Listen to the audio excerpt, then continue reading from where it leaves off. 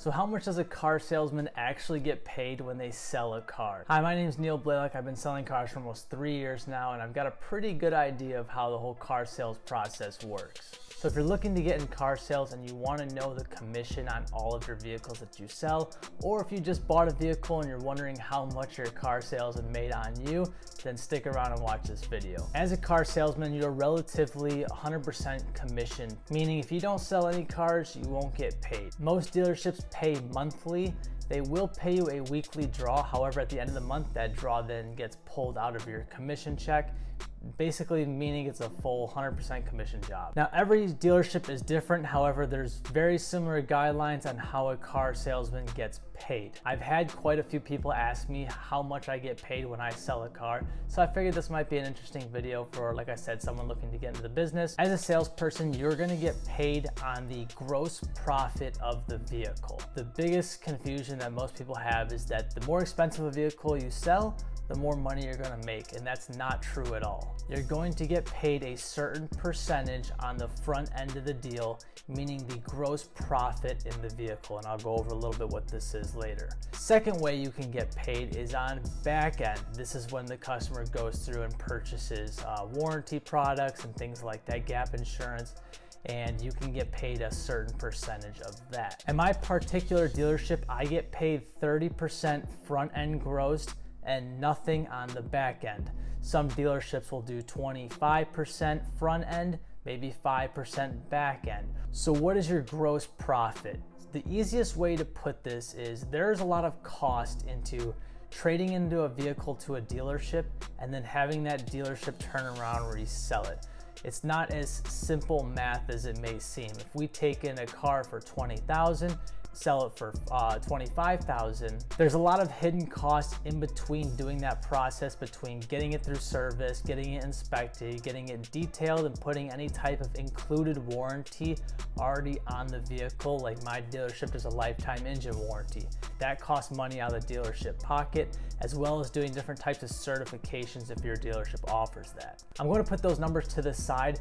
Let's just assume this. Let's say someone trades in a $20,000 car and we turn around and sell it for $23,000.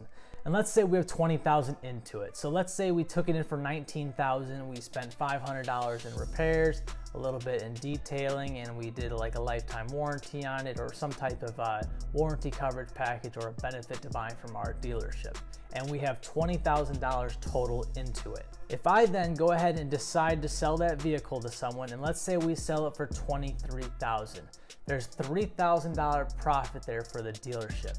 My dealership will pay me 30% on the front end. That's $900 that I'll get paid for. This is why sometimes you'll hear car salespeople say they make most money on used cars, because there tends to be more markup in a used car. And since we're paid on the gross profit of it, this is why sometimes selling used cars is a better option. Now on new cars, there's costs that come up like pack and delivery fee and things like that that really narrow your profit margin for the dealership, and you'll still get paid a percentage. However, on new cars, that's usually much less, again, depending on the product you sell. Now you may be wondering what happens if the car is a loser. This is what we run into quite often in the car business. Maybe not so much now, but back in the day, this happened very frequently. You had tons of rebates and certain offers, and you're competing with so many different dealerships, and there was a lot of inventory on the market, so it made it super competitive. This was before dealer adjustments were a thing and vehicles were so hard to come by. So let's say you had a vehicle for $20,000 you had into it. You had it listed for $22,000, but at the end of the day, you're negotiating back and forth with a customer. The dealership has to push out more units for that month, whether it's used or new cars. They want to get another unit down the road.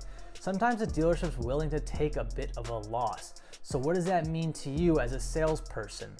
Well, if the dealership decides they want to sell it at break even, you can't take 30% of break even. There's no profit there. So the dealership will pay what's called a flat. And a flat is basically the minimum that you can make on a car. If you were a high volume dealership, they will pay you most likely $100 to $150.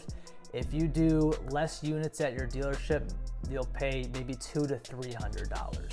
This is the minimum that you can make on a car. So if you have a customer that's buying a car and there is absolutely no profit left in the vehicle and you are able to put together a deal, you will then get a commission slip for an amount that is your flat fee. Even if the dealership had lost money selling them the vehicle, they will still pay you what's called a flat. So as a salesperson, you know that you can make a flat on every vehicle, being maybe $150 to $200 at the bare minimum.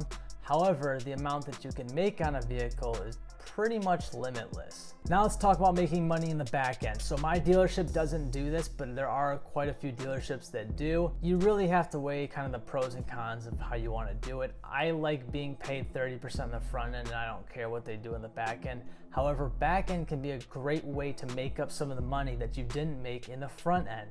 If you have someone who's buying a car for $20,000, you have $20,000 into it and it's a break-even deal. The dealership's gonna pay you a flat, but let's say your finance manager go ahead and picks up some warranty. They purchase extended warranty, they purchase some paint protection or wheel and tire protection. If your dealership offers it, they will go ahead and pay you a certain percentage on the back end profit, which then can help you make a little bit more money.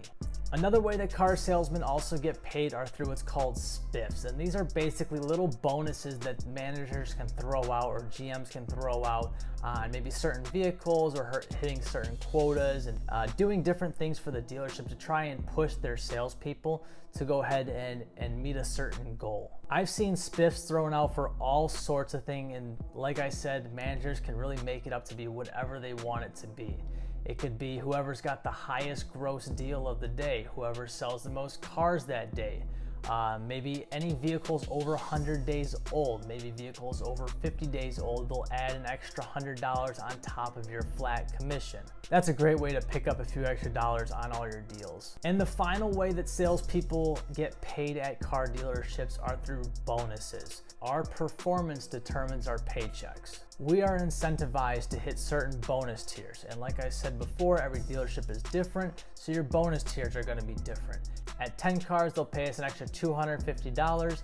At 15 cars, they'll pay us $500, 20 cars, $500, and it just goes up from there. They'll also pay us bonus for hitting a gross bonus. So if you sell a ton of cars, but you don't make any money out of them, they're just a bunch of flats, the dealership really has no reason to pay you extra money because you didn't really make them any extra money. You sold a lot of cars, but maybe you sold them for very little profit, or the dealership lost money doing a lot of your deals.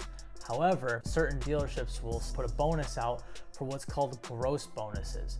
So if you are making a decent amount of money on all your deals and a lot of the money is going to the house, to the dealership, they will reward you for hitting certain gross bonus tiers. This can add up to quite a bit, and it really helps when you get your commission check and you realize all the taxes that are actually being pulled out of it. So it's nice having this extra spiff, this extra bonus money that helps eat up some of those taxes. Hope you guys enjoyed this video and got a little bit of an insight of how a car salesman actually gets paid. If you want to see what a day in the life looks like of a car salesman, go ahead and watch this video right here.